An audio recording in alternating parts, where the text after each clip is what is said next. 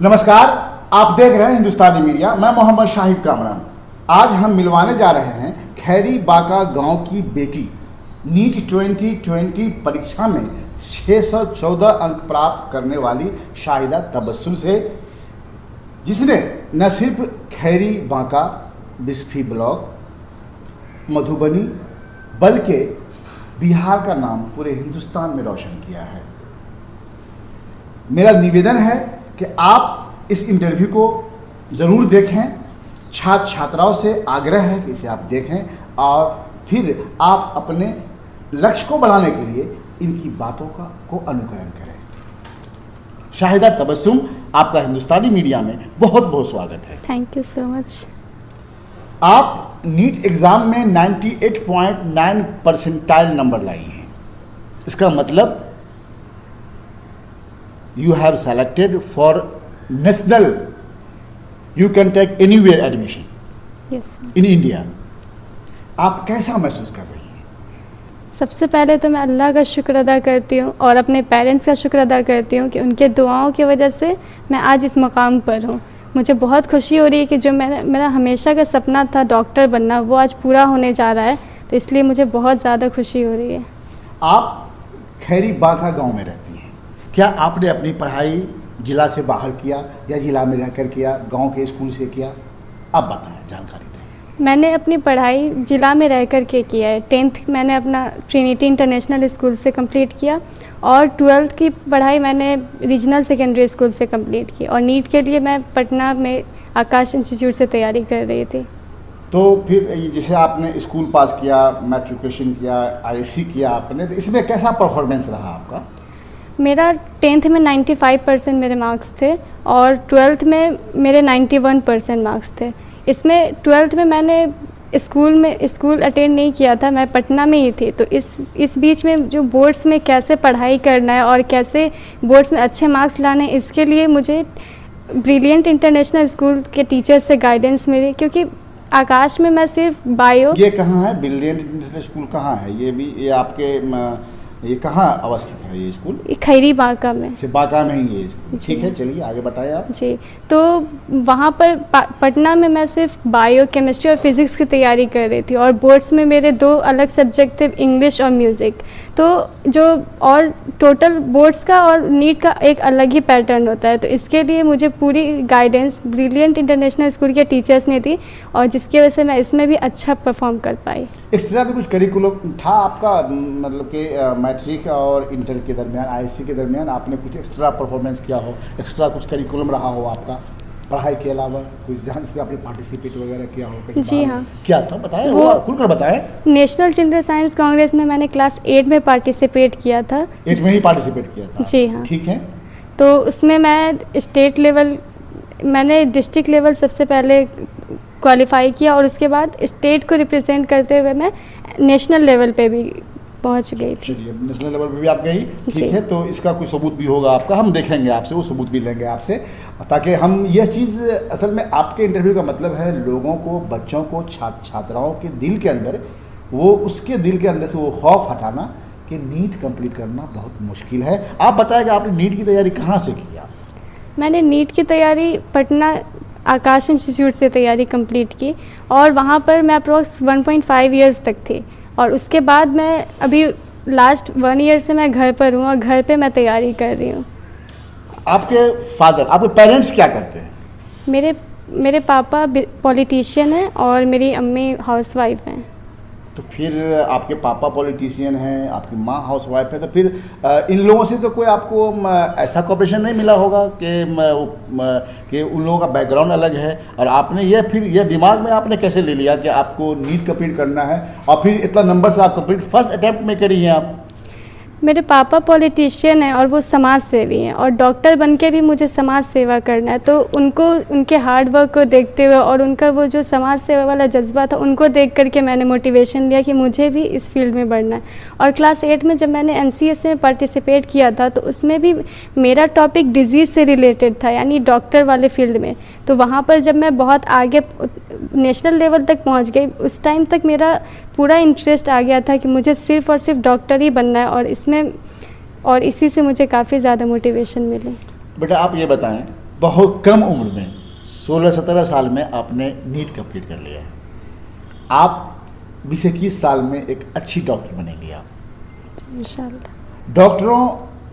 डॉक्टरों के बारे में ऐसा विश्वास है, ऐसा माना जाता है कि डॉक्टर को यहाँ के लिए दुनिया के लिए उसे गॉड का भी दर्जा दिया जाता है, इसलिए कि वह इंसान का इलाज करता है और उसे बचाता है, उसे ज़िंदगी देता है। देने वाला ऊपर वाला, लेकिन डॉक्टर को लोग मानते हैं। जी। आप डॉक्टर बनकर किस तरह सेवा करेंगे? इसलिए कि डॉक्टर के अंदर अभी भी बहुत सारे डॉक्टर पैसा कमाने के लिए, पैसा अर्न करने के लिए डॉक्टर बनते हैं। आपका क्या मकसद होगा? मेरा जो फर्स्ट प्रायोरिटी होगा वो पैसा कमाना नहीं, बल्कि समाज सेवा और लोगों की जान बचाना और उनके तहे दिल से उनका इलाज करना होगा। पैसा कमाना तो दूसरी प्रायोरिटी आ जाती है। डॉक्टर को लोग मानते हैं कि वो सबसे पहले उनका अच्छे से इलाज करे, ना कि पैसे के लालच में।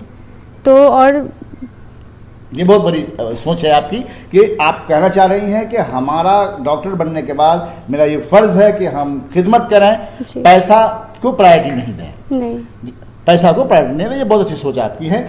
तो ऐसे में लाखों छात्र छात्राएँ जो आपको देख रहे हैं कि एक कमज़ोर और बहुत पतली दुबली लड़की बैठी हुई है सामने।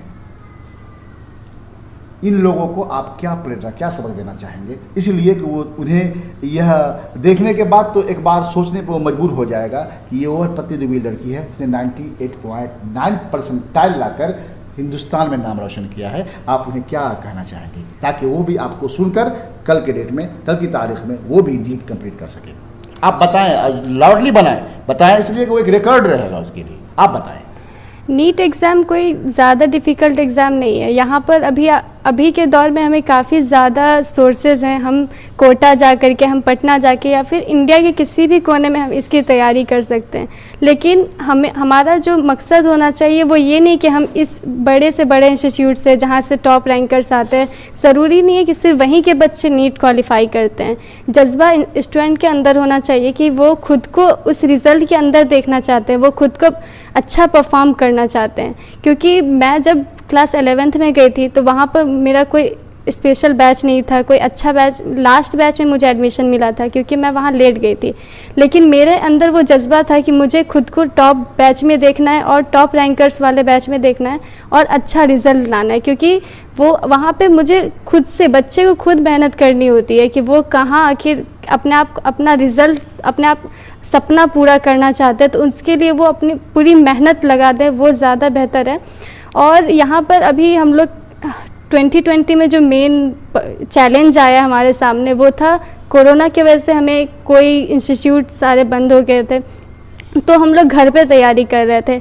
और मुझे लगता है कि ये मेरे लिए काफ़ी अच्छी बात थी, काफ़ी पॉजिटिव चीज़ था ये चीज़, क्योंकि मुझे फैमिली के साथ रह के तैयारी करने का मौका मिला।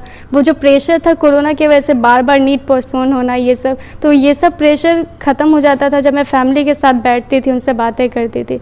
तो यहाँ पर मेन चीज़ है कि किसी टीचर्स का गाइडेंस नहीं था। यहाँ पर सेल्फ कॉन्फिडेंस जिस बच्चे के अंदर हमेशा से बना रहा वही परफॉर्म कर पाया है। और सेल्फ कॉन्फिडेंस सबसे ज़्यादा ज़रूरी है। तैयारी सबको ही करते हैं, मेहनत सबको ही करते हैं, लेकिन वो मेहनत राइट डायरेक्शन में होनी चाहिए, तभी जाकर के हमें अच्छा रिजल्ट मिलता है। बहुत बहुत शुक्रिया शाहिदा तबस्सुम जी आपका। अब हम दोस्तों आपको मिलवाते हैं शाहिदा तबस्सुम के पिताजी से, जिन्होंने इनकी परवरिश कैसे की और इन्हें कितनी हिम्मत दिया कि 16 साल की उम्र में इन्होंने नीट जैसे एग्ज़ाम में 98.9% लाकर इसने अपना ही नाम नहीं, अपने गांव का ही नाम नहीं, बल्कि बिस्फी, मधुबनी और बिहार का नाम पूरे हिंदुस्तान में रोशन किया है। आपका बहुत बहुत शुक्रिया और बहुत बहुत धन्यवाद आपका। Thank you so much.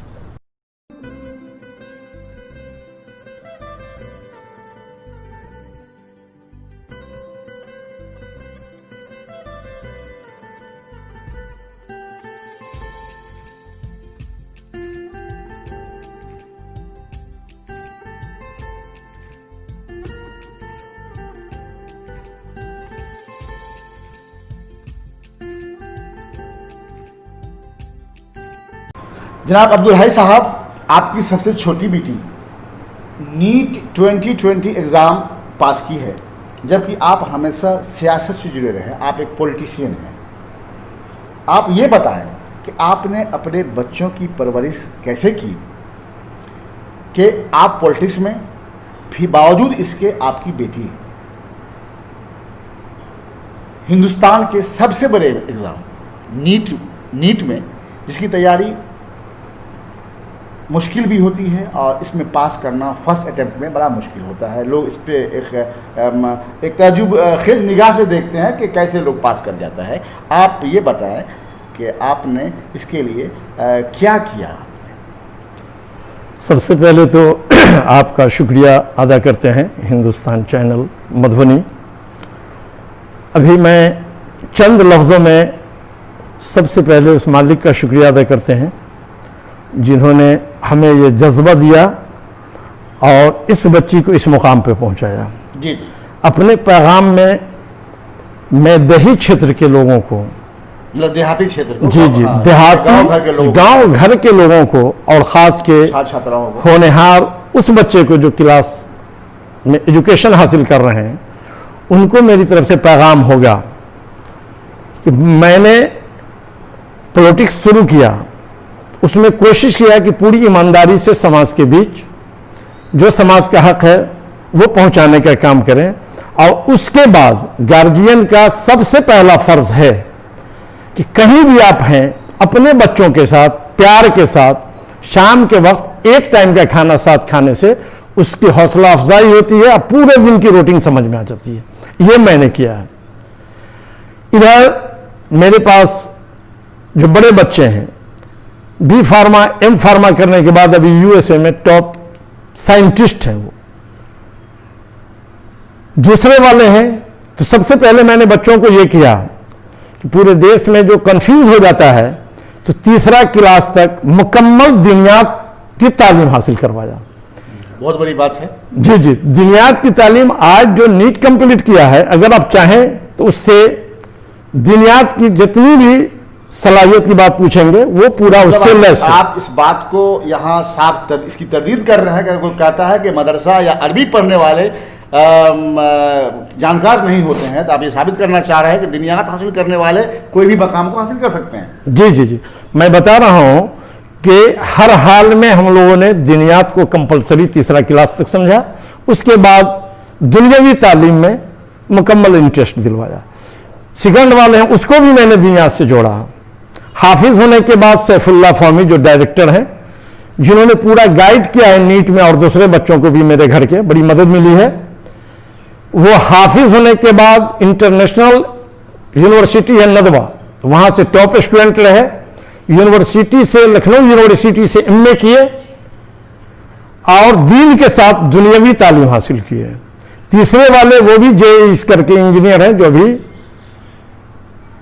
Senior software engineer है, यूएसए की कंपनी है उसमें है। चौथे वाले भी सिविल इंजीनियर से पास किए। बेटी है मेरी बड़ी, एमएससी करने के बाद जाकिर हुसैन से टॉप में रिजल्ट आया बीएड का। दूसरी वाली बेटी है जो अभी थर्ड ईयर इंजीनियरिंग कर रही है। तो मैं मुख्तसर टाइम में, और ये बेटी आपकी तीसरी है? ये तीसरी और लास्ट बेटी है, छोटी बेटी है, जो अज़्म किया था ये कि हमें डॉक्टर बनना है। उसकी मेहनत और काविश और हम लोगों के घर के बच्चों का जो मेरा अर्थ है, कहीं शाम में आने के बाद बच्चों की हौसला अफजाई करने के लिए शाम में बैठ के एक बार उसकी शक्ल और पूरा रूटीन चार्ट देखने का मैंने काम किया। यही मेरी तरफ से मदद हुई। तो ऐसी हालत में पूरे समाज के लोगों को मेरा पैगाम होगा कि जो बच्चे स्कूल जाते हैं, चाहे आप बहुत बिजी हैं, जैसे मैं बहुत बिजी रहा पॉलिटिक्स में, लेकिन उसके बाद बच्चों की तरबियत जो है गार्जियन की बड़ी जिम्मेदारी है, उस पर नजर रखना गार्जियन का जरूरी होता है। उससे बच्चों की हौसला अफजाई होती है और तरतीब नहीं टूटता है। दूसरी चीज यह है कि मैं देहात के क्षेत्र के जितने भी स्टूडेंट एजुकेशन हासिल कर रहे हैं, उसको मैं पैगाम देता हूं कि कभी आप ये नहीं सोचे कि मैं गांव में हूं। आज शाहिदा तबस्सुम गांव के स्कूल, ट्रिनिटी, रीजनल और ब्रिलियंट इंटरनेशनल स्कूल खैरी बांका के गाइडेंस से आज 16 साल 3 महीने का एज है इसका। अभी रिजल्ट इसका इंटर का हुआ है और साथ साथ इन्होंने अज़्म किया और अल्लाह ताला ने नीट के एग्जाम में अच्छे से मार्क्स से पास करवाया।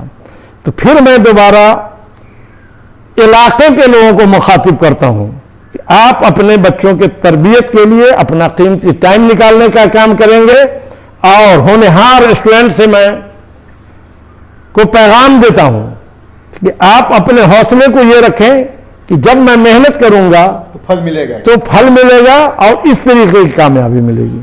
अब्दुल हाई साहब, हिंदुस्तानी मीडिया की तरफ से आपको बहुत बहुत मुबारक। चलिए, बहुत बहुत शुक्रिया। और आपसे भी गुजारिश होगी कि इस तरीके का पैगाम हमारे इलाके को जाए कि हमारे आने वाले जो जनरेशन और बच्चे हैं वो इस तरीके के कंपटीशन में कामयाबी हासिल करें। बहुत बहुत धन्यवाद। हमारे चैनल हिंदुस्तानी मीडिया को सब्सक्राइब करें और लेटेस्ट अपडेट्स के लिए बेल आइकन दबाएं।